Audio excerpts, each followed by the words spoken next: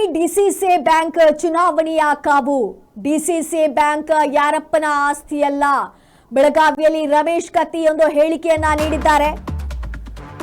Belagavi DCC bank ಚುನಾವಣೆಯ ಕಾವು. DCC bank ಯಾರಪ್ಪನ ಆಸ್ತಿಯೂ ಅಲ್ಲ.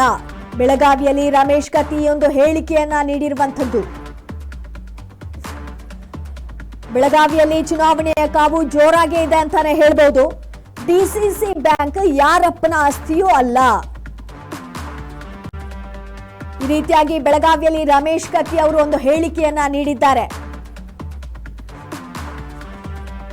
ಬೆಳಗಾವಿಯ ಡಿಸಿಸಿ ಬ್ಯಾಂಕ್ನ ಚುನಾವಣೆಯ ಕಾವು ಜೋರಾಗಿ ಇದೆ ಅಂತಾನೆ ಹೇಳ್ಬೋದು.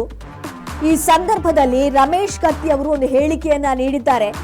ಈ ಡಿಸಿಸಿ ಬ್ಯಾಂಕ್ ಯಾರಪ್ಪನ ಆಸ್ತಿ ಕೂಡ ಅಲ್ಲ, ಇದು ಎಲ್ಲರ ಆಸ್ತಿ.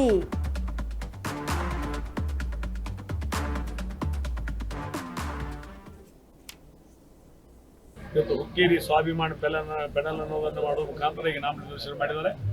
ನಾವು ತಮ್ಮ ಹಳ್ಳಿಗಳಿಗೆ ಬಂದು ಹೋಗುವಂತ ವ್ಯವಸ್ಥೆ ಮಾಡ್ತೀವಿ. ಒಟ್ಟಿನಲ್ಲಿ ಅವರಿವರೆನ್ನದೇ ಇವತ್ತು ದಿವಸ ತಾಲೂಕಿನ ದೃಷ್ಟಿಯನ್ನು ಇಟ್ಕೊಂಡು, ಸಂಸ್ಥೆಯ ದೃಷ್ಟಿಯನ್ನು ಇಟ್ಕೊಂಡು, ಸಹಕಾರಿ ಕ್ಷೇತ್ರದ ದೃಷ್ಟಿಯನ್ನು ಇಟ್ಕೊಂಡು ಸ್ವಾಭಿಮಾನ ಪೆಲ್ಲರಿಗೆ ತಾವೆಲ್ಲ ಆಶೀರ್ವಾದ ಮಾಡಬೇಕು. ದಯಮಾಡಿ ತಾವು ಆಶೀರ್ವಾದ ಮಾಡದೆ ಇನ್ನುಳಿದಂತ ಎಲ್ಲರಿಗೂ ಆಶೀರ್ವಾದ ಮಾಡಲಿಕ್ಕೆ ತಾವು ಸಹಿತ ತಮ್ಮ ಸಂಬಂಧಿಕರು, ಗೆಳೆಯರು, ಸ್ನೇಹಿತರು, ಸಹಕಾರಿ ಕ್ಷೇತ್ರದಲ್ಲಿ ಇರ್ತಕ್ಕಂಥ ಬಂಧುಗಳಿಗೆ ನಾವು ಸಹಿತ ಹೇಳಬೇಕು ಅನ್ನೋಂಥ ವಿನಂತಿಯನ್ನು ಮಾಡ್ತಾರೆ. ಪ್ರತ್ಯಾರೋಪ ಮಾಡತ್ತಾರೆ. ನಿನ್ನೆ ಶುಗರ್ ಫ್ಯಾಕ್ಟ್ರಿ ಮಾಡಿದ್ರೆ, ಹಾಗಾದ್ರೆ ನೀವು ಮತ್ತೆ ಎಲ್ಲಿಯಾದ್ರೂ ಮಾಡೋದ್ರನ್ನ ಬಹಿರಂಗವಾಗಿ? ಈಗ ಮದುವೆಯಲ್ಲಿ ಅಕ್ಕಿ ಕಾಳು ಹೋಗಿಲ್ದ ಮದುವೆ ಆಗಂಗಿಲ್ಲ. ಹಂಗ ರಾಜಕಾರಣದಾಗ ಇವತ್ತಿನ ದಿವಸ ಆರೋಪ ಪ್ರತ್ಯಾರೋಪ ಮಾಡಿದ್ದು ಸಹಜ.